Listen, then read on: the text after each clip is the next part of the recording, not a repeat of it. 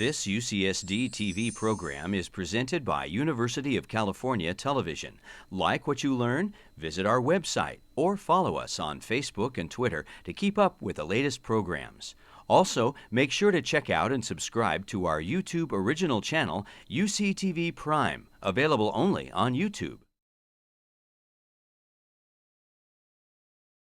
The Sam and Rose Stein Institute for Research on Aging is committed to advancing lifelong health and well-being through research, professional training, patient care, and community service. As a nonprofit organization at the University of California, San Diego School of Medicine, our research and educational outreach activities are made possible by the generosity of private donors. It is our vision that successful aging will be an achievable goal for everyone. To learn more, please visit our website at aging.ucsd.edu.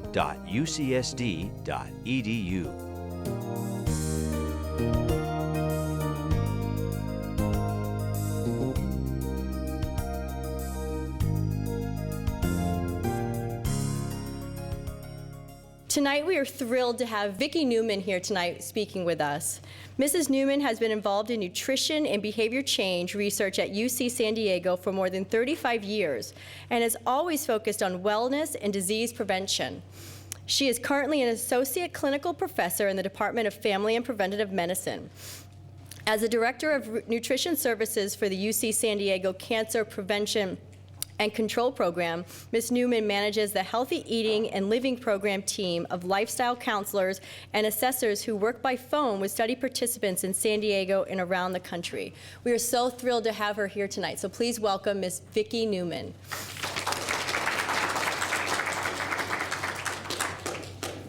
Thank you so much. Can you all hear me? Yes. Okay. I'm delighted to be here and to talk on this topic. It's a topic near and dear to my heart, as I'm a senior as well as you. I think there's lots of very exciting research, and I'm going to try to weave together some really practical guidelines here and a little bit of update on the literature. We study the effect of lifestyle on disease process, mostly focused on cancer.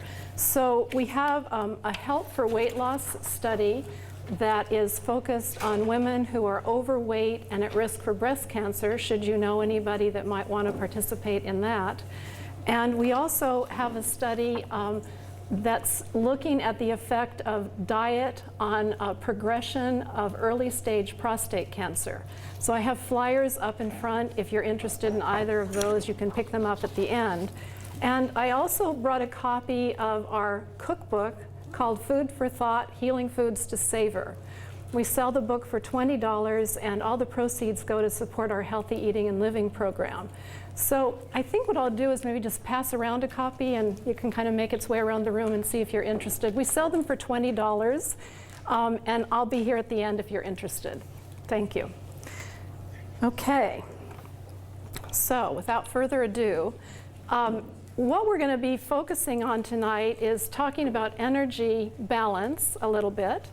I think one of the biggest challenges as we get older is since our metabolic rate goes down, we actually don't need as much food.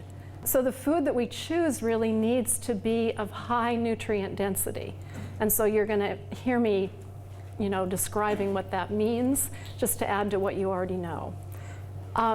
We also struggle with this whole issue of oxidative damage, because just living, just even metabolizing our food, causes metabolic byproducts that cause oxidative damage, which does damage to our tissues. So that's where you hear a lot about the importance of antioxidant nutrients, and we're going to be talking about foods that are rich in those. I'm going to be saying something about inflammation and an anti-inflammatory diet, a little bit about immune functioning and certain foods that help in the whole detoxification systems in the body. Of course, we'll talk about skeletal issues. It's really more than calcium, but it's something that we all are concerned about as we get older. A little bit about the nutrients involved in mood and memory, and then a little something on telomeres because they've been in the news lately, okay? So first, on energy balance, you've probably heard over the years that there's been a lot of research on lab animals and small things like worms indicating that calorie restriction improved longevity. And a recent analysis of many studies has indicated, at least in adults or in humans, that calorie restriction probably isn't that helpful in terms of longevity. And I, for one, was thrilled to read that because it's hard enough as we get older and our metabolic rate decreases. You know, we have to really keep cutting down the portions of food that we eat in order to stay at a healthy weight. And that becomes really challenging to get all the key nutrients that we need for optimal functioning. So just for example, if you were normally at about 1,800 calories and you had to restrict what this former data used to indicate would be like a 30% restriction, you would have to keep your calories under 1,300 to be at that. It's just almost impossible to get all the key nutrients that you need when you're that low. In fact, you really need 1,600 to 1,800 calories per day of pretty energy or nutrient-dense food to get all the nutrients that would really be necessary for optimal functioning. So I think one of our big challenges as we get older is holding on to lean body mass. So that's kind of where the exercise component comes in. And nature has this kind of relentless wish, it seems, to, as my son would say, wants to recycle our molecules. So we do have a tendency to lose muscle mass as we get older. And we really need to work against that by doing, you know, weight-varying exercise. And if we keep our muscle mass optimum, then we require more calories because our metabolic rate goes up. So we get to eat more food. So, you know, that's a good incentive to exercise.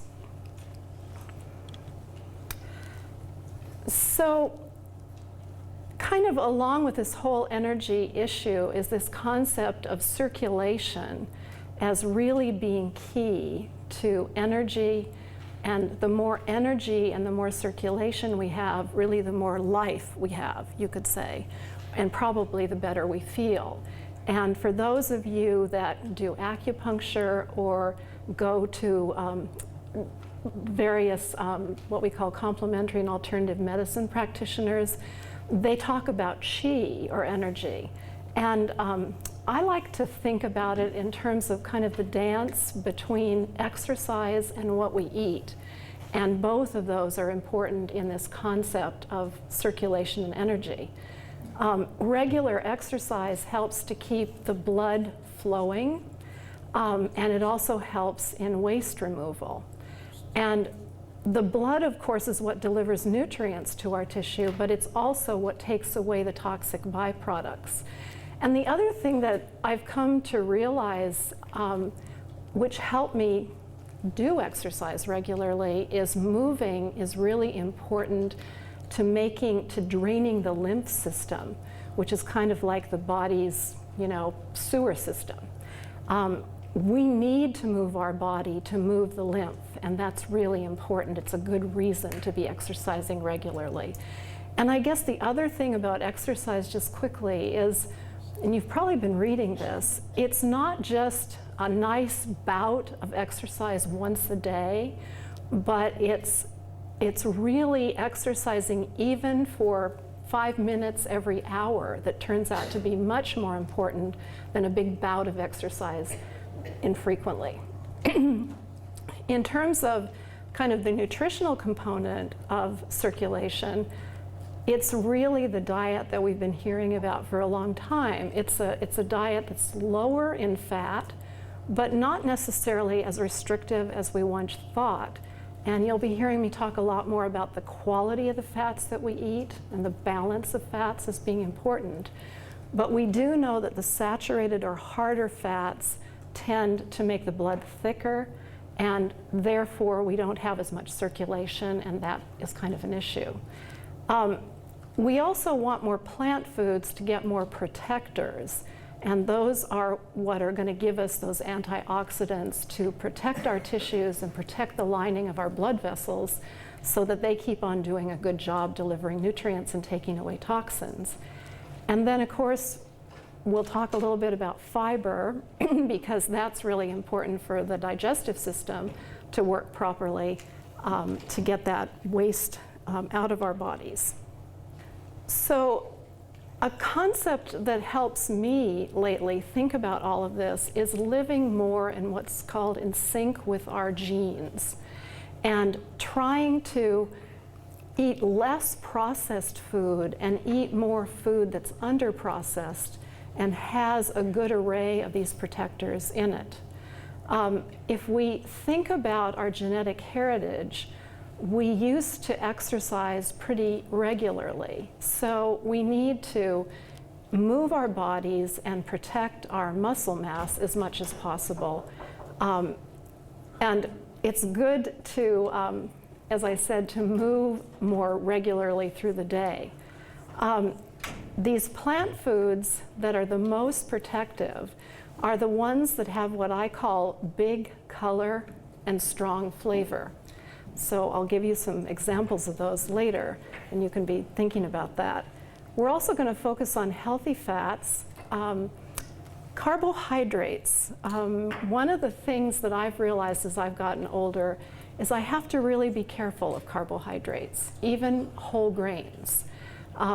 And the problem is, as we get older, we like the sweet taste of carbs, but those are the ones that we probably need to cut down as much as possible and focus instead on getting carbohydrates from vegetables and from fruits in their whole form rather than juice.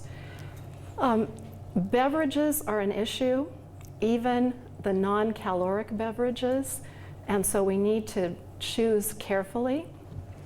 And another thing that's good to keep in mind in terms of being in sync with our genes is to allow ourselves to experience hunger at least 30 minutes 2 or 3 times a day, rather than just constantly be eating, you know, to kind of let everything rest.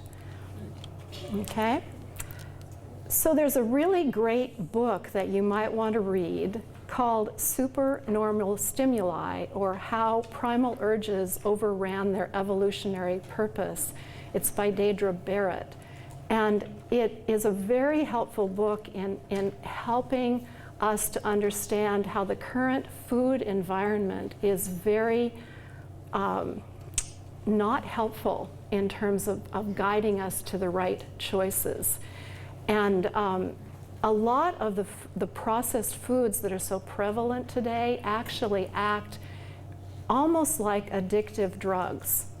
And there's some very interesting work. I cited one of the ones that I just actually saw this afternoon. But even the non-caloric beverages, actually when we take those feeling like we're doing a good thing because it helps with weight control, those have actually now been shown to increase our wishing or searching for more sweet foods. So for a long time, I've kind of wondered why people keep using non-caloric sweeteners, because they've never been shown to actually prevent weight gain, but somehow we still think somehow they're going to. And now they've actually shown that they may actually be leading us to eat more, which is worrisome. The high fructose corn syrup sweeteners are also an issue, and they're found just all through processed food. And you may have read something about this, but it's good to realize that the increase in these high fructose corn syrup sweeteners have really tracked along very clearly with rising obesity rates. And part of the reason for that may be that when we get more fructose that's not in something like a piece of fruit that has fiber, that fructose doesn't tell our body that we've gotten energy. There's a delay. And so we keep on wanting to eat. So it's a good reason to try to really reduce processed foods, and especially processed foods that have been made with these high fructose corn syrup sweeteners. So we talk about a plant-based diet as a diet being the one that we'd all like to be working on. Doesn't have to be all plants. A little bit of animal food is good, high quality protein, but we really want to look at our plate and see mostly vegetables, fruits, whole grains, and beans on it, and maybe just a little bit of, meat, fish, or poultry, or some dairy products. The plant foods give us these phytochemicals, which are the chemicals produced by the plants to protect them from damage from the environment. It's those phytochemicals that give color, taste, and fragrance to food. And so think about how pleasant it is, to eat a plate of colorful, flavorful vegetables. Nature guides us to those foods that give us the nutrients that we need. These plant foods are also filled with antioxidants and anti-inflammatory components, and they also help very much in the detoxification systems in the body, particularly the sulfur-containing vegetables. You've all probably are already eating kale. You know about cabbage and broccoli and arugula, but all of those cabbage family vegetables that have that sulfur bite, that tastes kind of like mustard, they actually increase the activity of detoxification enzymes in the body. So the more of those you get in, the better. And I think the other thing that's good to think about in terms of plant foods and vegetables, for example, is environmental stress actually makes the plants put more of these protective chemicals into the plant. It's the plant's way of trying to protect itself. So if you think about, if you've ever had arugula, from the farmer's market that has like little nibbles out of it from the insects that are biting on it, it'll have a really strong flavor because the plant has tried to put more of these compounds into the leaves to dissuade the pests from eating it. And those strong flavored chemicals that it's putting in, the plant's putting into the leaves, actually are very helpful for us. They're helpful in detoxification. So the guidance is to get 5 to 9 servings of colorful and flavorful fruits and vegetables a day. And the range is based on your body size and caloric intake. So little people need 5 servings. If you can see how tall I am, I'm supposed to stand here by the mic.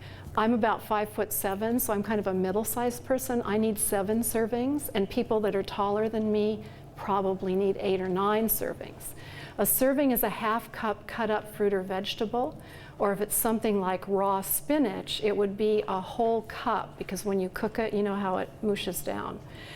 And the more colorful the plant food that you're eating, the better. So you want something that's colorful all the way through. And I always pick on zucchini, but zucchini's green on the outside, which indicates that it has a lot of carotenoids, but you cut through it and it's colorless. So you'd much rather go with spinach or broccoli or something that's green all the way through, or yellow squash or a carrot, rather than something that you cut through and it's colorless. There's no bad fruit or vegetable, and the more you eat, the better. But colorful all the way through is your very best bet. So when you think about color, you think about, oranges and greens and purples.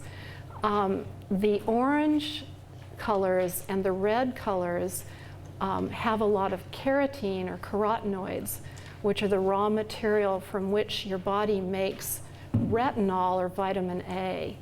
That's critically important for your immune system to work properly, and it's really important for the health of your epithelial cells, which are like your skin cells. They line your gastrointestinal tract and your urinary, genitourinary tract. So a whole lot of our body is epithelial cells, and that retinol made from carotenoids is really important. When we do studies, we ask folks in our studies to eat enough colorful fruits and vegetables that the palms of their hands get a little bit on the orange side. So that's kind of a quick and dirty way for you to determine if you've taken in enough, because your body will make retinol from the carotenoids, and then once you've kind of filled up the tank, it will start to store those in the fat pads in the bottoms of your feet and the palms of your hands. And then after that has been exceeded, and you can't store any more, then you'll start to poop out orange, and that's fine. It just means that you've filled the tank, okay? So colorful is good. This is a whole list of cruciferous vegetables. So arugula, broccoli, Brussels sprouts, cabbage, all really wonderful sources of these sulfur-containing compounds that help in detoxification. And please note at the bottom rutabagas and turnips, because it's winter, and these winter root vegetables, we've sort of forgotten about rutabagas and turnips, but we need to kind of rediscover them and start putting them into our soups and stews. It'll add a nice richness, and it also adds these protective compounds that are really good for us. You'll notice that the slide says best to eat raw or lightly cooked. This is especially true for things like broccoli. When we overcook, think about cabbage. If you overcook it and you smell all that sulfur in your house, so that's indicating that it's not going into your body to do you good. So undercooking is a good thing. Okay, and then citrus fruit, it's really nice if you could actually eat the orange as opposed to always trying to get your vitamin C from orange juice. Because when you eat the orange, you're getting a whole lot of other nutrients besides vitamin C that are very protective and important, including some wonderful types of what we call gelling fibers that are very helpful. So this was just one study that was recently published, and interesting, it came from the Nurses' Health Study, and they actually evaluated 74,000 women, tracked them for 12 years, and one of the things that they noted was that they came in at an average of 5 servings of fruits and vegetables per day. Those that increased their fruit and vegetable intake went up to the higher part of that range, up to 9 servings a day, actually had benefit in terms of weight gain. There was much less obesity. And those that cut their fruits and vegetables, which would be kind of a normal thing that people often do when they get older and move less, there was actually more obesity. So there was benefit to the fruit and vegetable intake. And this was in young adults, not older adults, but I kind of loved it. This was also a recent study just published and out of New Zealand. And they actually they found that the young adults that they studied, approximately when they were getting more fruits and vegetables, they actually had a positive effect on their mood and in the following day. And so I thought, another good reason to eat fruits and vegetables, okay? Fiber-rich foods we know are helpful. We think of them as being important for gastrointestinal functioning. They're wonderful sources of these phytochemicals. I think you probably have heard a lot about the glycemic load, or the effect of food on the rise in blood sugar after the meal. When we eat a meal that has more fiber in it, we have less of an acute rise in blood sugar, and that's a good thing in terms of diabetes risk as we get older. We also, of course, feel full on fewer calories, so there's less chance of gaining weight. We know it's very important to get fiber in terms of normal bowel function, and certain fibers are very helpful in controlling cholesterol levels, and so that's beneficial in terms of cardiovascular health. And I guess the newest thing with fiber that we've come to appreciate recently, have you heard this term gut biome? You know, this new appreciation for this kind of wonderful set of bacteria and other things in our gastrointestinal tract. And it turns out that the soluble type fibers that we eat are actually food for some of these, you could call them probiotic or the healthy bacteria in our gut. And so they actually feed those bacteria, and the bacteria then in turn make substances that help keep the lining of the gut healthy. So, you know, we think of fiber as just kind of like a brush that goes through and comes out the other end, but there's certain types of fiber that actually feed those gut bacteria and keep our gut healthier and happier. And one of the things that we've come to appreciate is the important role that a healthy gut plays in immune functioning. When we have dysfunction in our gut, we actually have compromise in terms of immune functioning. So keeping a healthy gut, and you certainly hear a lot about it, you know, they're always telling us to use these various yogurt products like Activia. But the truth is that if you get soluble fiber on a regular basis, you're also feeding those healthy bacteria and keeping a better balance in your gut that helps to keep your gut happy. So how much fiber do we need? We need 25 to 35 grams per day. If you could get even more than that, that would be fine. Quick rules of thumb are, you could say there's about 2 grams of fiber, sometimes a bit more, but you can average 2, for every serving of fruit or vegetable.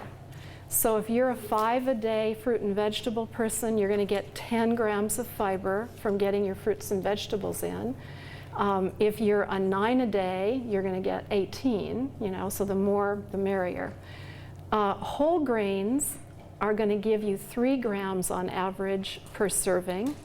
And a serving of whole grain would be a slice of 100% whole wheat bread, or a half a cup of cooked grain like oatmeal. Do any of you ever cook wheat berries? Yeah, good. If you haven't, try that sometime. That's the wheat berry or grain that's, you know, unchanged, and you cook it up like you would brown rice.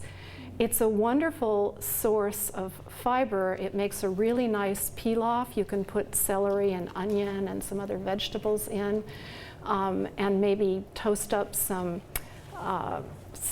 seeds like sunflower seeds or pumpkin seeds and make yourself a kind of vegetarian pilaf. Or you can eat it cold the next morning with grated apple and raw almonds and some raisins, and it really makes a wonderful breakfast cereal that's incredibly high in fiber, and you'll have to chew it a lot. So, you know, for those of us concerned about our chin line as we get older, you might actually feel a little sore because you have to chew it so much. So that's a good thing to try. Cooked beans, peas, beans, or lentils, give you about 6 grams of fiber in every half cup cooked.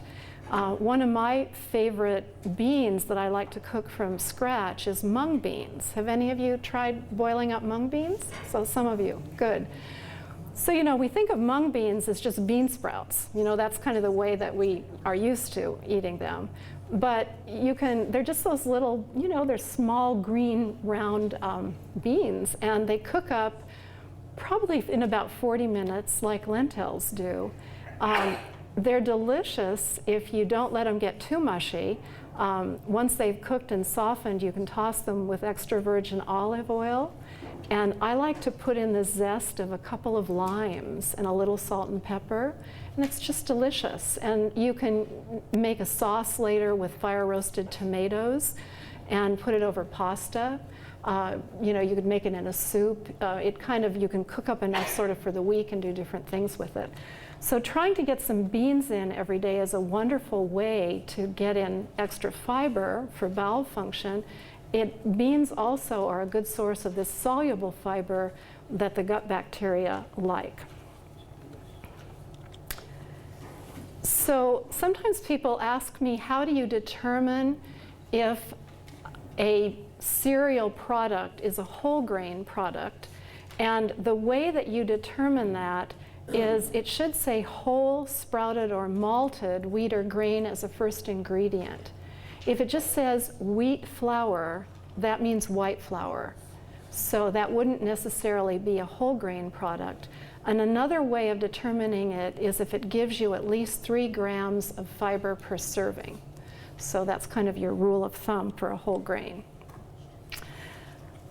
I like to use this slide kind of as a wake-up call about salad bars, because really lettuce is not a good source of fiber.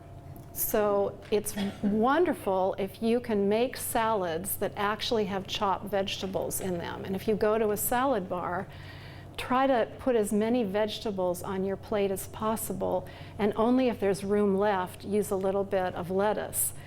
So it's interesting to realize that a half a cup of kidney beans, like you'd get on a salad bar, has the fiber equivalent of about 8 cups of lettuce. And you know, like none of us are going to eat 8 cups. So try to think about, you know, those Mediterranean chopped vegetable salads? Try to do more of those to get extra fiber into your diet. And with regard to soluble fiber, your goal is 5 to 10 grams a day out of that 25 to 35 total fiber. And the soluble fiber lowers cholesterol levels, and it also helps to feed the bacteria, as I talked about. So the cooked beans, the half cup is going to give you 3 to 5 grams, which is, you know, almost your goal for the day. And if you can eat a whole orange, okay, and I don't mean necessarily the outer peel as well, but try to get some of that white inner peel when you cut the orange, that's going to give you 2 grams of this soluble fiber. Flax, which you see at the top there, is a great source of fiber, and it's so much better if you're going to, you know, be interested in those omega-3s that they, you know, tell you to eat your flax oil to get them. So much better for you to actually use flax seeds, grind them up into a flax meal, because then you're going to get the healthy fat and the extra fiber, which is really important for health. And you can see some other choices, but if you do a nice job of eating your fruits and vegetables, you'll get the soluble fiber that you need. So a couple of words about glycemic load, because as we mentioned before, you want to try to have a diet that has a low glycemic load, which means a diet generally that's higher in fiber. But the other thing that's really important as far as glycemic load is that you pay attention to particle size. So I have to give you an example of oatmeal for, you know, just to get this across.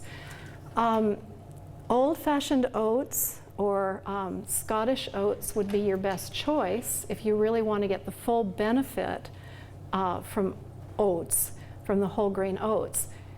Once you get into the, you know, the quick cooking ones, they've reduced the particle size so it cooks quicker. And as you reduce the particle size, you kind of lose the benefit of the fiber, because you're going to have your blood sugar levels go up faster. And if you talk about the instant oats that come in those packets that have sugar added, you kind of don't want to think about those as whole grains, actually. You know, that's more like a dessert, you could say, because it's going to raise your blood sugar really quickly. So glycemic load, a high glycemic load diet, which would have a lot of refined carbohydrates in it and be low in fiber, is correlated with obesity, which then actually increases insulin resistance and increases the tendency toward adult onset diabetes. And we know that a diet that has a high glycemic load increases the chances of diabetes. There's also a connection with cancer risk. As your insulin resistance goes up, your insulin levels and insulin-like growth factor go up, and that can actually drive the growth of cancer cells. So, you know, we think of glycemic load as it relates to diabetes, but we probably also want to be thinking of it as not a great thing in terms of cancer risk. And then the higher the glycemic load, the more problems we tend to have with blood lipid levels. There tends to be a relationship with higher triglyceride levels and higher LDL cholesterol, which are both correlated with cardiovascular risk. So if you want to have a diet that has a lower glycemic load, then you go with non-starchy vegetables, okay? So that's pretty much all vegetables except for things like potatoes. Fruits are fine. They actually have a low glycemic load. And that's because when you eat fruit, you're getting the fiber that comes with it. Whereas when you take fruit juice, you've lost the fiber. All grains, even whole grains, are considered more high glycemic load. So if you're really concerned about blood sugar control, you need to be really watching grains of all kinds, and certainly the more refined ones are a problem. To lower glycemic load, then more fiber in the meal is helpful, but also a source of healthy fat in the meal, okay, is a good thing and will help to lower the rise in blood sugar after the meal. So we were going to talk a little bit about inflammation and an anti-inflammatory diet. It turns out that the fat that we eat and the fat that's on our body both contribute to inflammation. And inflammation is correlated to lots of different chronic diseases. So when we follow an anti-inflammatory diet, we will feel better, and we will have a lower chance of these chronic diseases. To adhere to an anti-inflammatory lifestyle, we want to avoid excess weight, especially the kind that's in the middle, okay, which is so common as we get older. We also want to reduce fatty foods, but as much as reducing fatty foods, we want to think about the ones that we're choosing. So to minimize fried and the savory snack foods and fast foods, go easy on things like salad dressings and certainly cut down on sweets that have fats in them. With regard to salad dressings, I think it's a great idea to, I'm actually kind of cautious about most salad dressings. I think it's a good idea to try to get into using an extra virgin olive oil and just tossing it lightly through your vegetables before you put on, you know, your lemon, lime, or your vinegar, or the sour part. When you mix up a salad dressing ahead of time, I've noticed that it takes a lot more to coat the leaves. Have any of you had that experience? So another thing about extra virgin olive oil, I like to spend a lot of money on a really good one, because then I'm a lot more cautious about how much I use. So consider that. In terms of reducing inflammation, we know that seafood, fish and seafood, are quite helpful because they're rich in those omega-3 fatty acids that have anti-inflammatory properties. So the guideline is to have fish or seafood 2 or 3 times a week if possible, but do be careful of farmed salmon. It was kind of discouraging to see an EPA warning that suggested that we limit farmed salmon to 1 serving per month. And the serving was a 3-ounce serving, which is the size of a deck of cards. So, you know, go easy. And then plenty of those plant foods that we talked about that have those anti-inflammatory compounds in them. So I'd like you to think a little bit about fat balance. Before we move off that, is it just farmed salmon or any farmed fish? Farmed salmon was the one that was specifically pointed out, but I think that's an interesting question that we probably need to look into a little bit more. In terms of the pro-inflammatory fats, the ones that are pro-inflammatory tend to be corn, cottonseed, soy, sunflower, and safflower type oils. So, you know, we've always thought of those as being heart healthy, and in moderation they're fine, but they do tend to be more pro-inflammatory, so we want to be a little cautious. And we need to decrease our intake of meat and fish that are fed these, speaking of farmed, okay? Because farmed fish often are fed grains, soy, corn, and things like that. It's not that these polyunsaturated fats are inherently bad, it's the amount of them that we're eating. We're getting like, it's almost 16 to 1 if you think about these pro-inflammatory fats to the anti-inflammatory fats. And so rather than just eating tons and tons of fish to try to get up to the amount of polyunsaturated, you know, that we need, I think the idea is to try to cut down excessive intake of these polyunsaturated so that we get in a better balance in terms of pro and anti-inflammatory. The anti-inflammatory fats are found in fish, seafood, flaxseed, and the pasture-raised livestock. So you hear a lot about grass-fed cattle, for example, as being a better source of these healthier fats.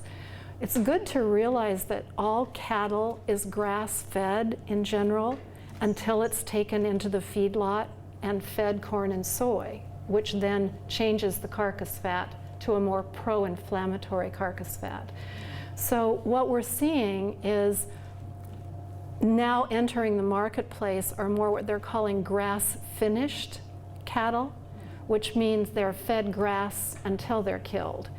And really, up until about 100 years ago, that's the way that beef was. So we have really changed the fat that's in the meat that we eat, which then becomes us.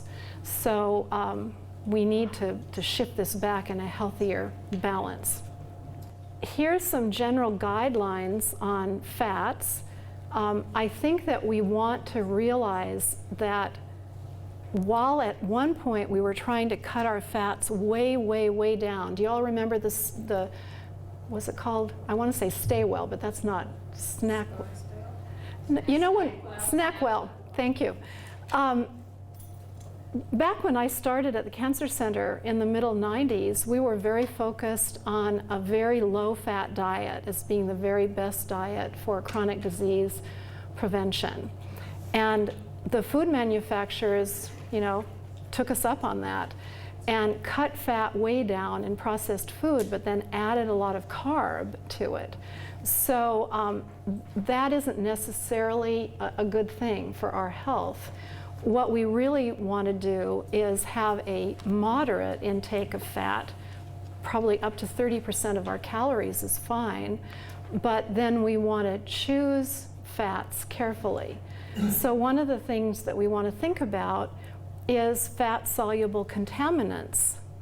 And when we're eating animals that have a long lifespan, they've had a lot of time to get contaminants and concentrate those in their fat mass.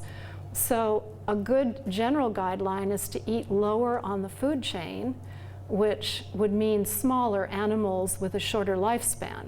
Okay, think chickens, okay? I brought my sardines, okay? So if you're thinking about seafood, I'm a big proponent of sardines. These are little fish that don't live too long. So in general, you don't get quite as much buildup of toxins that are found out there in the environment. I mentioned about farmed fish. When you can afford organic, that is a way of reducing your exposure to fat-soluble contaminants. And one other thing, though, I don't see people that have a lot of weight to lose here, but if you know somebody that's tempted to go on one of these very extreme diets and lose weight quickly, when you're losing weight at greater than 2 pounds in a week, you are dumping a whole lot of stored environmental toxins out of your fat mass, probably at a time when you're also not taking in adequate amounts of nutrients that would be required for your detoxification systems to be working optimally. So rapid weight loss is generally not a good plan from that standpoint.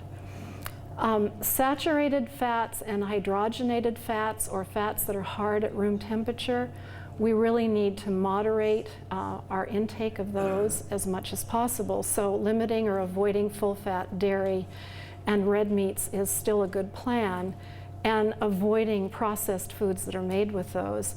And then rancid fats are another thing that just add oxidative stress to our body.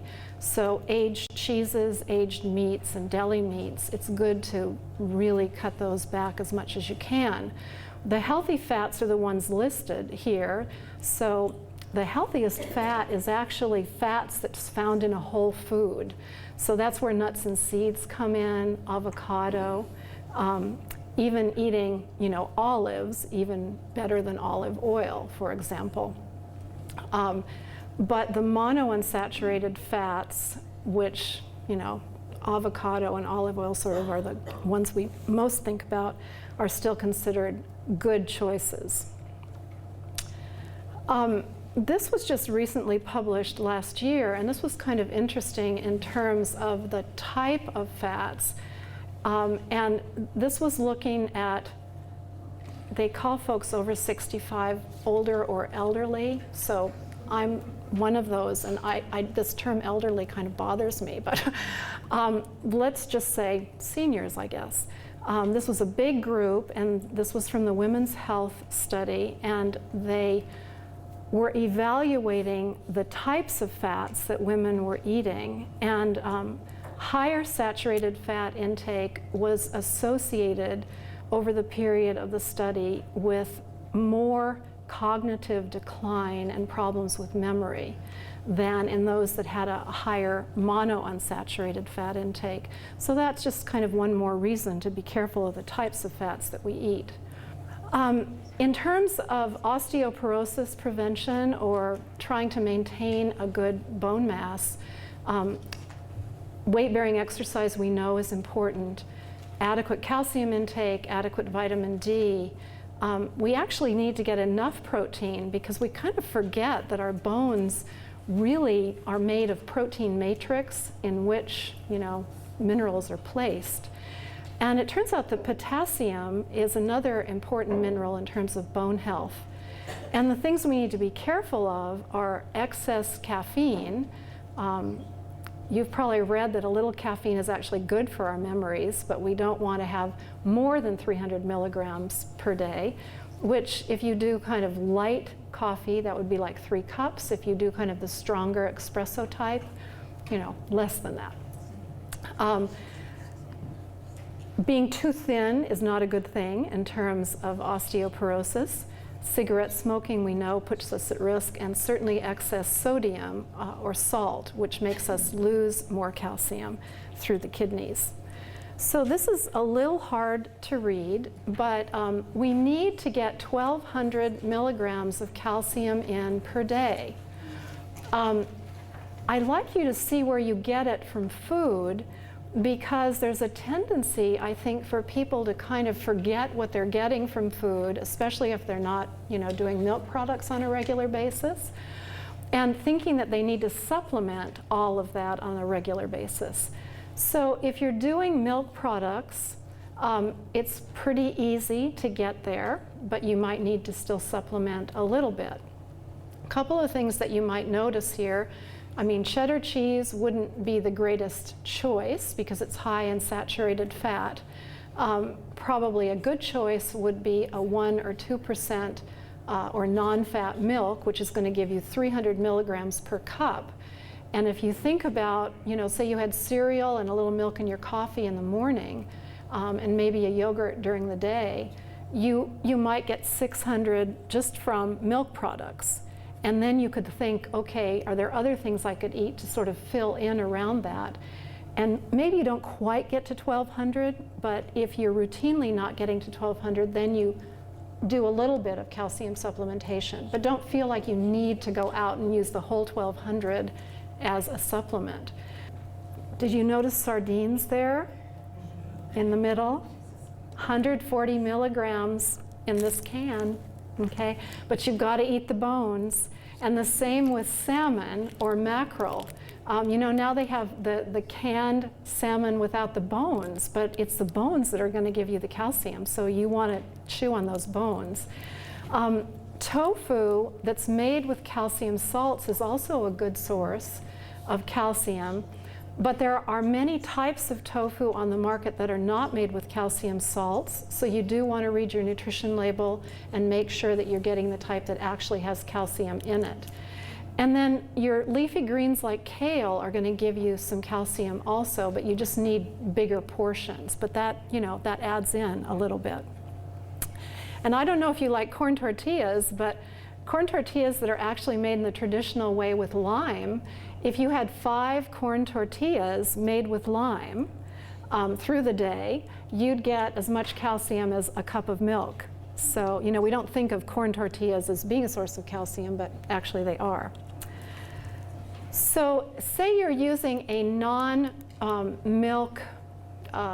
beverage, like a soy milk or a rice milk or something else.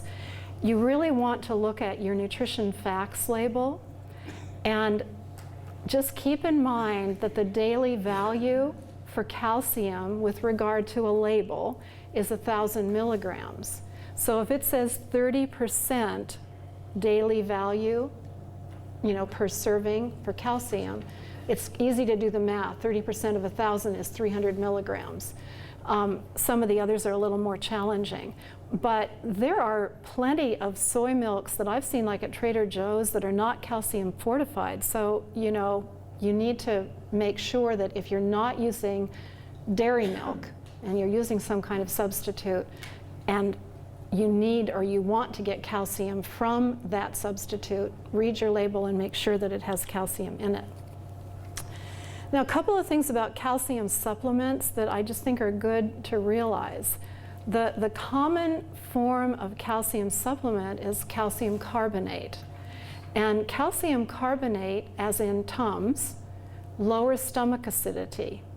So if you're using a lot of calcium carbonate and not getting calcium from food, you could be affecting stomach acidity, which then affects how well the enzymes in your stomach are able to digest food. And you might actually experience a little bit of gas because you're not digesting things as well as you could. So I'm not a big fan of calcium carbonate. If I'm going to supplement, I tend to recommend calcium citrate as a form of calcium that's closer to what's often found in food. And if you are going to use a calcium supplement to kind of plug in the holes that are missing from calcium in your diet, then I think it's really a good idea to get a calcium that also has some vitamin D in it and probably a little bit of magnesium, because that would be more similar, it's closer to what you'd be getting in a food. In terms of calcium magnesium, probably at least half as much magnesium as the calcium. So if it was 500 milligrams of calcium, it would need to have like 250 of magnesium or something like that. So keep that in mind. One other thing, because there's a tendency to want to kind of get the calcium down, at one time and just you're done with it. But you actually absorb it better with small amounts over time.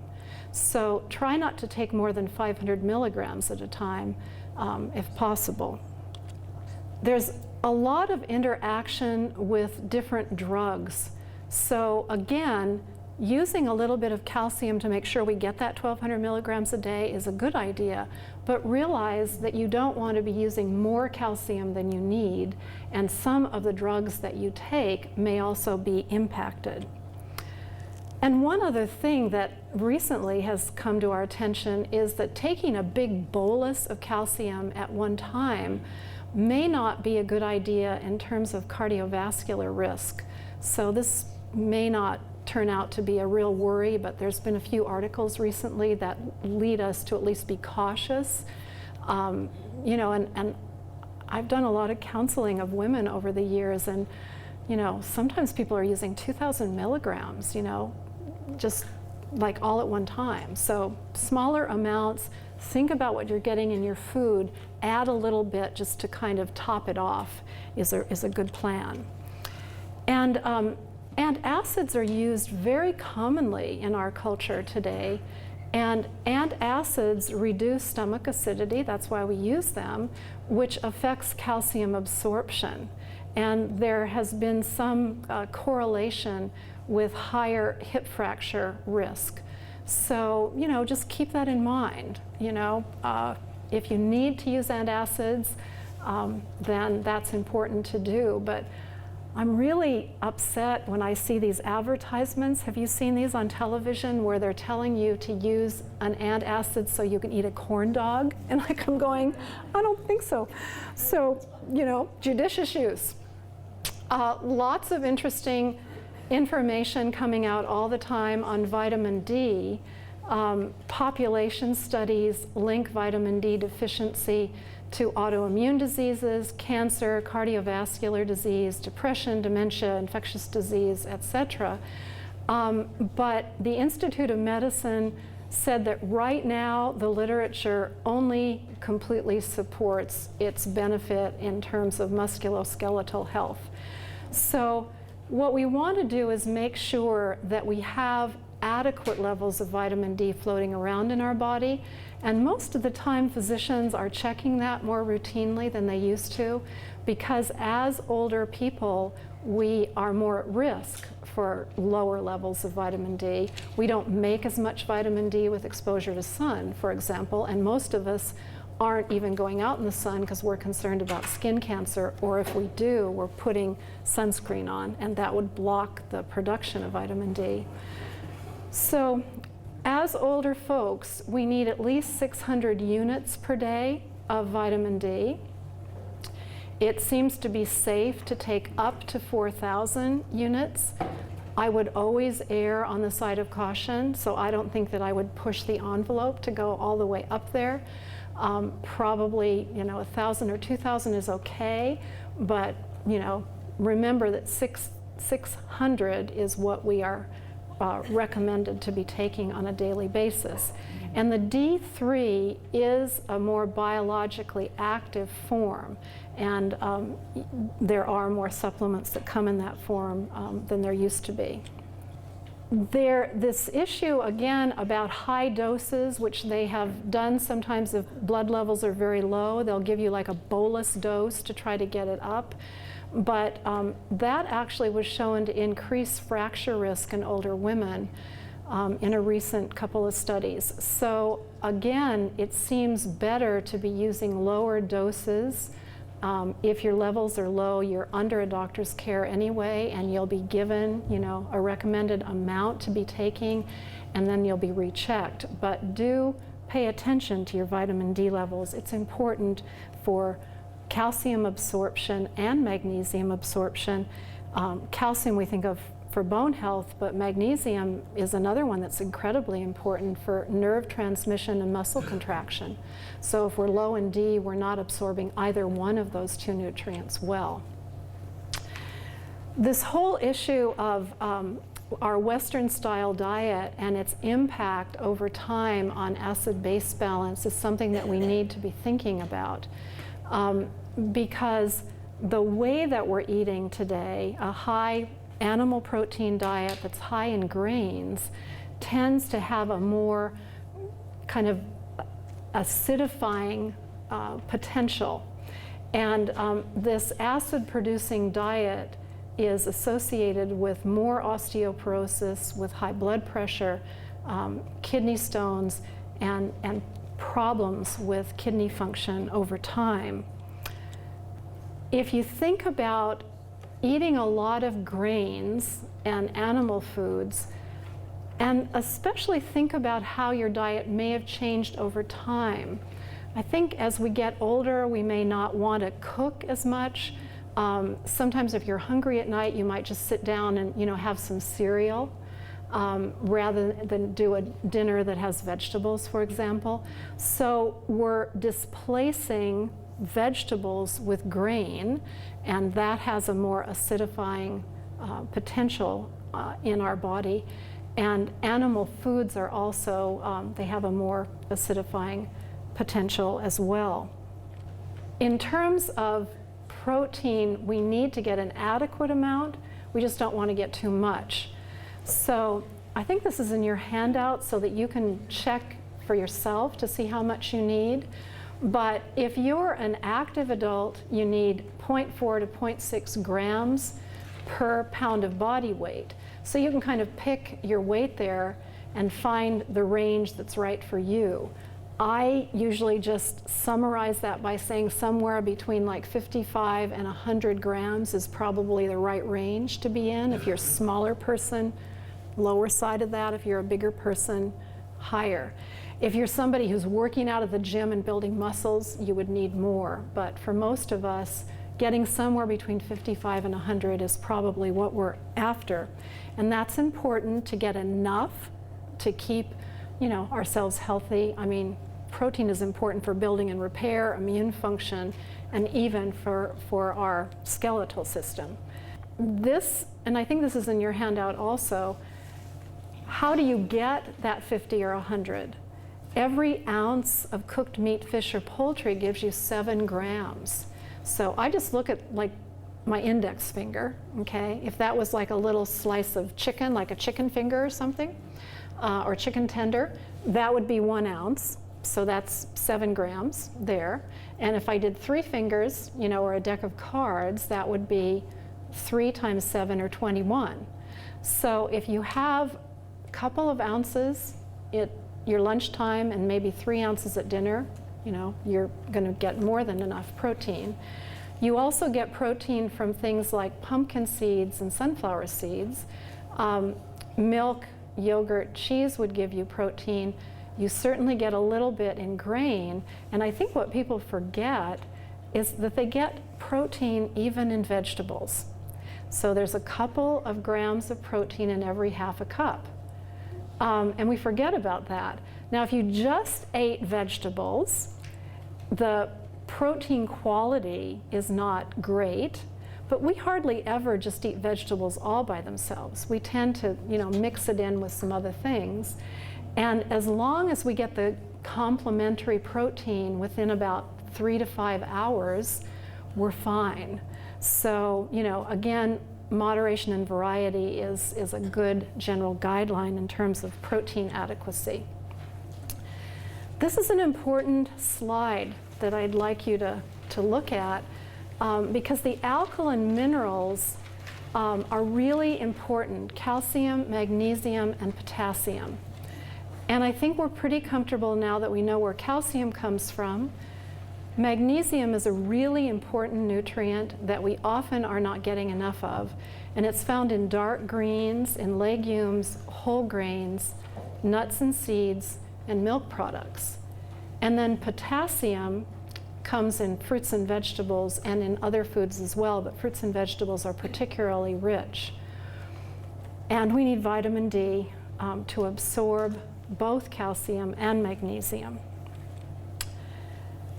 I don't know if you heard the news I think it was a few months ago at this point, but there was this really interesting study that they did where they gave folks a pretty high dose of potassium citrate.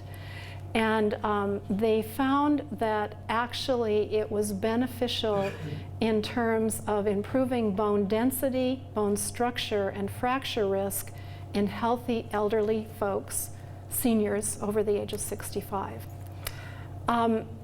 The recommended potassium intake is 4,700 milligrams per day. And believe me, you need to eat a lot of plant foods to get there, okay? A half a cup of fruit or vegetable is going to give you about 160 milligrams. A half cup of potato, preferably a sweet potato, so you get more carotenoids, is going to give you 425. And a half cup of cooked beans and legumes, about 310. So the more plant foods you eat, the more potassium is in your diet. And that's good for bone health, but it's also pretty important for things like blood pressure control. So I think that we really need to pay attention, again, to plant foods from the potassium standpoint. And when we eat plant foods and don't just depend on potassium supplements, then we're going to also be displacing things like too much grain, you know, or other sweet or processed foods, which probably would have less potassium and more sodium, okay? So it's kind of too much information, right? Okay, I think we're just about ready for questions. Food and mood. This is just kind of want you to think about this a little bit. The nutrients that are very important in keeping our neurological systems optimally functioning include the B vitamins.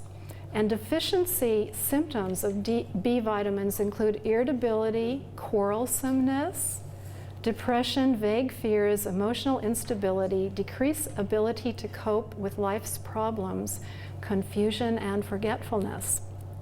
So, not to say that that's the key or the only thing, but if you notice any of those symptoms, just think about, have you been getting foods that are good sources of B vitamins, which include the leafy green vegetables, legumes, your mung beans, peas, beans, or lentils, whole grains, nuts and seeds, meat, fish, and poultry, and milk products.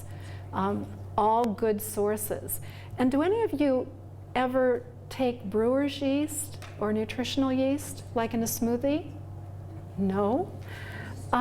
Well, if you've never tried it, go to Sprouts, and in the bins, you know, they have flake nutritional yeast. It's kind of like a bright yellow color. It's a wonderful source of protein and B vitamins, and you can stir a little bit, you know, into a smoothie. You can put a little bit into a juice and get some extra B vitamins, and it really helps to nourish your nerves, and it's quite beneficial. B12 deficiency is something that we need to be on the lookout for. As we get older, we don't absorb B12 as well because the acidity in our stomach decreases. And there are some people that genetically actually lose intrinsic factor as they get older. And so we just need to be aware that this can happen. Deficiency symptoms include tiredness and weakness, forgetfulness and depression. You know, I don't mean to just say it can only be from B12, but it's one of the things to think about. There are folks, I actually had a really good friend, a very healthy looking woman who went to her doctor for a couple of years saying that she had numbness and tingling in her hands and feet. And this was around menopause time, and no one took blood, and everyone said it, you know, was probably just menopausal symptoms. And finally, 2 years later, they took blood and found out that she was B12 deficient. And she had a familial tendency to it. So you just need to, you know, be aware that this can be a cause of some of these symptoms. Folks that are more at risk for B12 deficiency include people that do not eat any animal products, people that use too much alcohol, and then folks that don't absorb adequately, which it can include people that chronically use antacids, folks that have celiac disease, if you're overcooking meats, which we tend to do today because, you know, we're worried about pathogens, folks with colitis or a short bowel syndrome. So it's just something to think about. And as promised, telomeres, okay, because you've been reading about those. So telomeres are the protective caps at the end of chromosomes, and each time a cell divides, the telomeres shrink. And it seems like our cells kind of have a lifespan, and when the telomeres get too short, that cell dies. So it turns out that psychological stress resilience, healthy lifestyle, and social connections are all really important to keeping healthy telomeres. And in terms of lifestyle, the things that are coming up in the literature that are helpful include physical activity, which includes aerobic activity, weight bearing, and then, you know, holding on to lean body mass. Because again, that's what tends to go as we get older if we're not vigilant about it. Having a normal body composition is helpful, so not getting, you know, too overweight and not getting too round around the middle. And then the dietary things that are helpful include a lot of the things we talked about: plant foods, fiber, adequate vitamins, the omega-3 fats, DHA and EPA, and lower intake of processed meats, and also lower intake of the polyunsaturated fatty acids. I kind of love this next bullet point though. People that were preoccupied with trying to eat less, which are called high restraint folks, have higher cortisol, stress hormones, and shorter telomeres. So even though I've told you all kinds of things about the best diet to follow, don't get too stressed out about it, because that can, you know, you'll lose the benefit. So the bottom line is eat food, and these come from Michael Pollan, these first three. I love that guy. Read all his books. He says eat food, not edible food-like products, not too much, and mostly plants. Great advice. Drink plenty of water. Look at, this is still how much I have. I was filled up. I haven't even had my 4 cups yet today, so I have a long way to go. Constantly, we need to be getting fluid flushing through us to get the toxins out. It's something that as we get older, we don't feel thirst, so we really have to, like, you know, count up the cups. Eat slower, exercise as I've talked about, and I like to say practice gratitude, okay, which helps to calm us down so we actually get the most benefit from the food. And I think it's really nice to take a minute before a meal. We used to say grace, but if we don't do grace, just think about what it took to bring that nourishing food, you know, to your plate, and what it's going to do to protect your health. So I think that's a good part of this. As I mentioned, we have some clinical trials, so pick up brochures or flyers if you're interested on the way out. And these are the healthy living, eating and living guidelines that I talked about. It's a little bit small in your handout, but do work on maintaining a healthy weight, which right now is a BMI between 20 and 30. Enjoy a physically active lifestyle, which is 30 to 60 minutes of moderate activity per day. Do you wear your pedometers? Okay, yay, because we're trying to get to 10,000 steps every day, at least.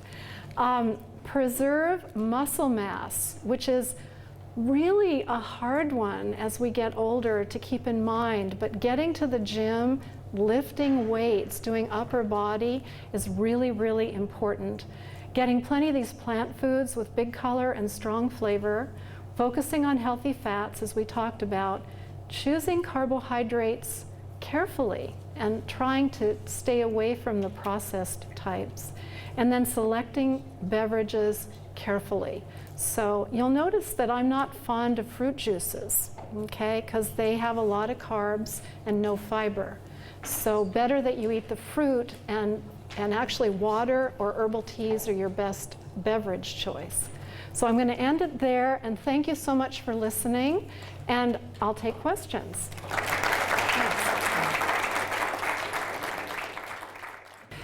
Okay, so he's asking about orange juice with pulp, and that's a better choice than orange juice without pulp. But even better is actually eating an orange, you know, and that means cutting some of that white inner peel, because that has those water-soluble fibers that are so good for, you know, the gut bacteria and your cholesterol levels. Okay? You were next. Okay? Okay, so he's talking about tomatoes. Great choice. Everything that is big color is good. Tomatoes are big color. Okay? So they're red and they're good for you. He's talking about tomatoes. Great choice. And actually, tomato puree or tomato sauce would even be, you know, a really great choice because it's more concentrated. So, yeah, excellent. And, you know, I didn't call out every single food that's good for you, but if it's got a big color, it's good. Tomatoes fall in that category. Okay, who else? Yes. Both chia and flaxseed are good sources of the omega-3 fatty acids, but the type of omega-3 that they have in them, which is alpha-linoleic acid, is not as biologically active as EPA and DHA, which are found in seafood. So if that's the source, if you're not doing seafood and you're getting most of your omega-3s from either chia or from flax, you just, especially with flax, you need to grind it, okay? Because it's got a really hard seed coat, which is very good for you, but if you don't break up the particles, it's gonna go straight through you, okay? You actually need, let me just give you for 500 milligrams of omega-3 equivalent, you'd need about 3 tablespoons of flax meal. Okay, so you just would need like flax in your smoothie every morning to get what you need in terms of omega-3s. Okay, okay. Let me go over here. Somebody back here. Okay, he's asking about apples and bananas. There's no bad fruit or vegetable, and you know there's a lot to be said for apples. An apple a day keeps the doctor away. It's loaded with that soluble fiber that's so good for you. So it misses out on the carotenoids, but it has fiber. Bananas are a wonderful, wonderful source of magnesium and potassium. So you know, colorful is great, but all are good, okay, and have different things to offer. So those are 2 examples of less color, but still good, okay? And by the way, apples, the benefit, and you've always heard about leaving the skin on, but a lot of those healthy nutrients are either in the skin or right under the skin. And again, think about why. It's because the plant has put them there to protect the plant from damage from the environment. So if we're going to eat an apple and we cut away the skin, we've cut away some of the benefit. Okay? Okay. Over here? So it's better to buy organic because of all the pesticides that are used? I think it's great if you can afford organic, because I think that's actually ultimately going to change our food supply to a healthier food supply. We have really gone very far in a not healthy direction. So I would, let me also tell you about the Environmental Working Group website. Do you all know about the Environmental Working Group? So they have a very helpful website that lists produce in terms of its likelihood of having contaminants from the environment. And they have lists, you know, like the Dirty Dozen and the Safe Dozen, that sort of thing. But they pore over the literature on pesticide contamination of produce and do a wonderful service by posting that. So if you go to the ones that are most likely to be contaminated, then that's where you'd want to spend your money on organic, and then go to the bottom of the list, least likely, and maybe you don't have to spend the money on organic. Environmental Working Group. Yeah, if you just Google that, you'll find it. Thank you. And speaking of websites, and I'll get to you, the other thing about omega-3s and fish and seafood, do you all know about the Monterey Bay Aquarium website? Because that's a wonderful website that talks about the safest fish and seafood choices also. They have purchasing guidelines that you can, actually just print out and put in your wallet. And they're concerned about contaminants, but they're also concerned about overfishing areas. So they'll tell you the safest choices, not only for health, but for the environment. Okay? Yes? Could you talk about turmeric and using other spices like cinnamon and turmeric? Okay, turmeric. So she's asking about spices. Big flavor. Big flavor is a good thing. So spices and herbs are always good to use as much of those as possible. She's asking about turmeric, which is very colorful. It's like a mustard color, and it's a primary ingredient in curries. It's actually, there's research indicating that it might have anti-cancer potential, and it has anti-inflammatory potential as well. Cinnamon has been shown to be beneficial in terms of diabetes care. So lots of interesting things with herbs and spices. The trick with like dried herbs, if you're going to use them, is buy small amounts and don't keep them till they have hardly any smell. So at Costco, they sell like Italian herbs in humongous containers, and it might take you a year to get through that container. You're so much better off going and buying a very small amount. So when you open the jar, it has like a pungent smell to it, which again, that smell is what tells you that there's biologically active compounds in it that are beneficial to your health. Okay? You had a question back here? So he's trying to get us to eat more lard and okay, so his question was the diet of his grandparents, which was higher in saturated fat and hydrogenated fat.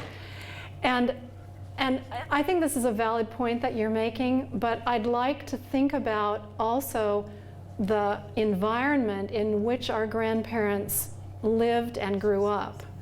So there was less contaminants that were getting into that saturated fat, for one thing. And the other thing is our grandparents did a lot more moving around than we do, a whole lot more moving around.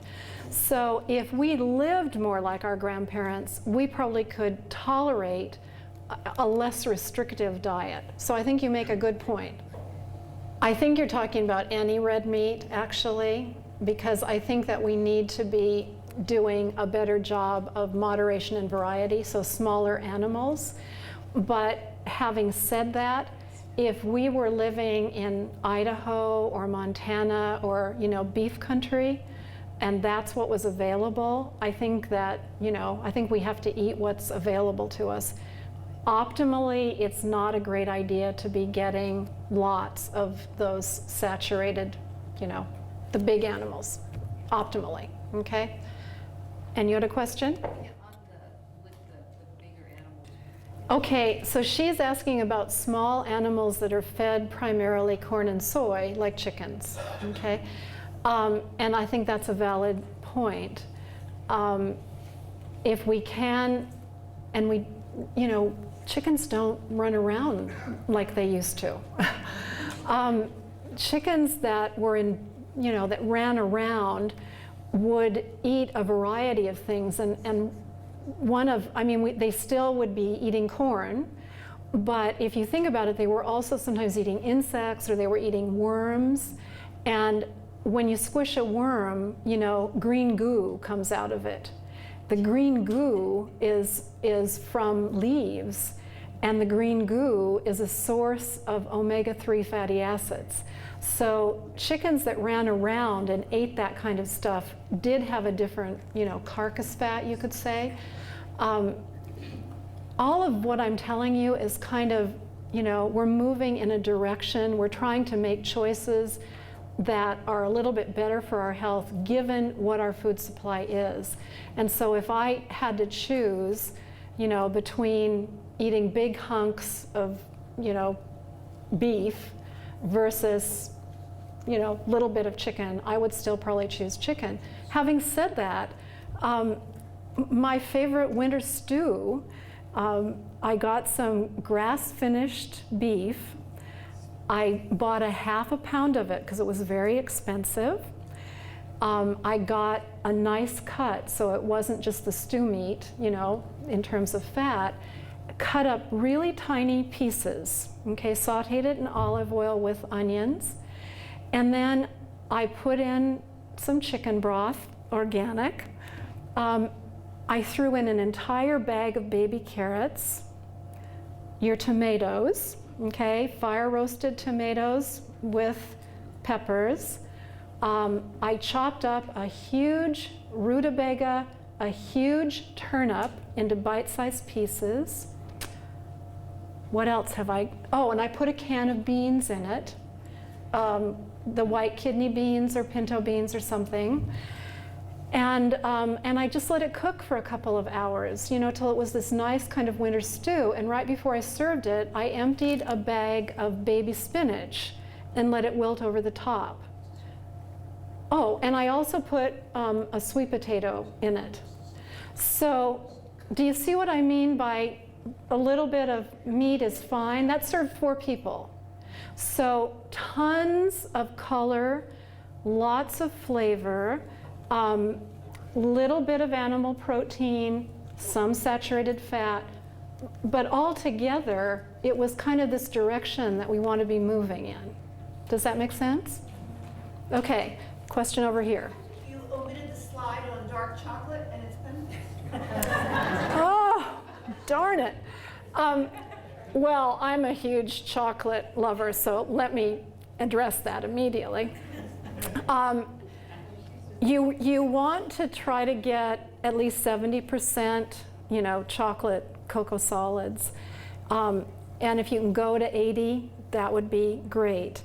One of the things that I have had to do as I've gotten older, I don't know if you're like this, but I've always loved chocolate chip cookies. But what did I love in the chocolate chip cookies? The chips. So now I don't eat chocolate chip cookies, I just go right for the chocolate. And you know, I go and buy really expensive, like, you know, green and black, the organic chocolate. It's really expensive, and so it's organic, and I just love a couple of squares of it, and I savor it. And part of what we teach in healthy living is the 80-20 rule, you know? So okay, well that's really an important rule. So 80% of the time you're good, and the other 20% you can blow it. But blow it with quality stuff, okay? So that's really, and the other thing, a general rule is, if it gives you a great deal of joy, that is good, you know, for longevity. So, you know, make your chocolate count. Chocolate is a wonderful source of flavonoids, which are protective. They're anti-inflammatory. They're antioxidant. It has magnesium in it, which is good, you know. I mean, I can say I'm going to eat my chocolate so I don't get leg cramps, you know, like, oh well. So yeah, chocolate is a very good choice. And again, I would say, you know, if chocolate is what you like, eat the chocolate and not all the stuff around it, you know, because most of us can't afford all those extra calories of the cookie part, you know, or the cake part. Okay, I'm going to end it now, and if you want a book, come on up.